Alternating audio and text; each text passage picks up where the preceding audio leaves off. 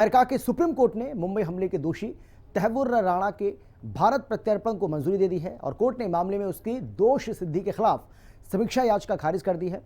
पाकिस्तानी मूल के कनाडाई बिजनेसमैन तहव्वुर राणा पर भारत में 2008 के मुंबई आतंकवादी हमलों में प्रमुख भूमिका निभाने का आरोप है। एक रिपोर्ट आपको हम दिखाते हैं, देखिए।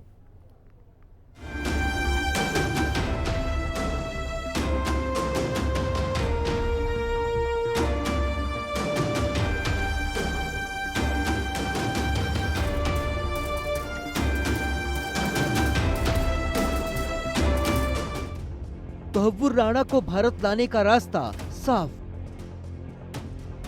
मुंबई हमले के दोषी तहव्वुर राणा को भारत लाया जाएगा। 405 पन्नों की चार्जशीट में आरोपी के तौर पर दर्ज है नाम। मुंबई हमले के मास्टरमाइंड हेडली का मददगार। अमेरिकी सुप्रीम कोर्ट ने प्रत्यार्पण को दी मंजूरी। एक तरह से ये भारत की बड़ी जीत है। अगस्त 2024 में एक अमेरिकी कोर्ट ने भारत अमेरिकी प्रत्यार्पण संधि के अनुसार राणा को भारत प्रत्यार्पण करने का आदेश दिया।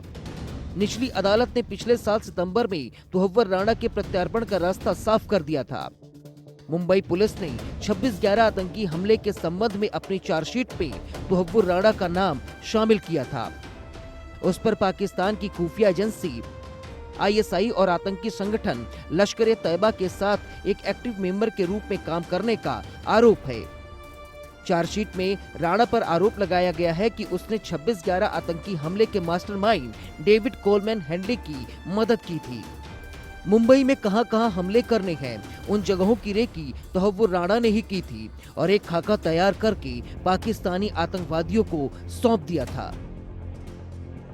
मुंबई हमले में तहव्वुर राणा की भूमिका। 2008 के मुंबई आतंकवादी हमले के मामले में वांटेड। मुख्य आरोपी डेविड कोलमैन हेडली के साथ ब्लूप्रिंट तैयार किया। ब्लूप्रिंट के आधार पर आतंकवादियों ने हमले को अंजाम दिया।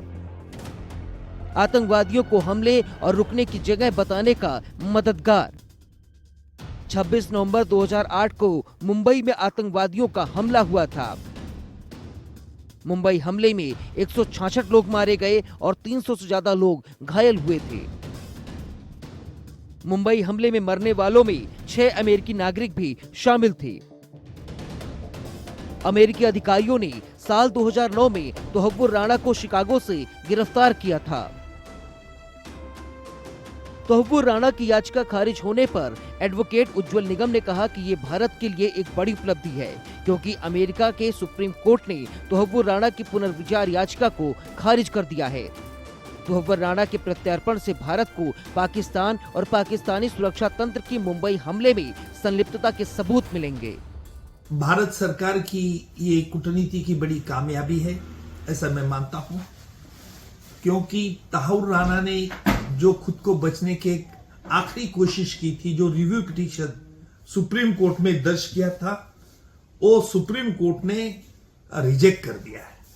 अमेरिकन एडमिनिस्ट्रेशन ने ये स्ट्रॉन्ग स्टैंड लिया था कि तहव्वुर राणा ने जो रिव्यू पिटीशन में कारण कहा है कि उसे शिकागो कोर्ट ने उसी आरोप के अंदर उसको सजा फरमाई है और इसलिए भारत में उसे न सौंपा जाए। Tahawwur Rana David Coleman Headley उर्फ दाऊद सईद गिलानी के बचपन का दोस्त है। हेडली एक अमेरिकी नागरिक है, जिसे अमेरिकी कोर्ट ने 24 जनवरी 2013 को मुंबई हमलों में शामिल होने का दोषी मानते हुए 35 साल जेल की सजा सुनाई थी। तहव्वुर राणा ने पाकिस्तान के हसन अब्दाल कैडेट स्कूल से पढ़ाई की थी, जहां हेडली ने अमेरिका शिफ्ट होने से पहले 5 साल तक पढ़ाई की। पाकिस्तानी सेना में एक डॉक्टर के रूप में काम करने के बाद तहव्वुर राणा कनाडा शिफ्ट हो गया और कुछ साल बाद उसे कनाडाई नागरिकता भी मिल गई। उसने शिकागो में फर्स्ट वर्ल्ड इमिग्रेशन सर्विसेज नाम से एक कंसल्टेंसी फर्म भी शुरू की।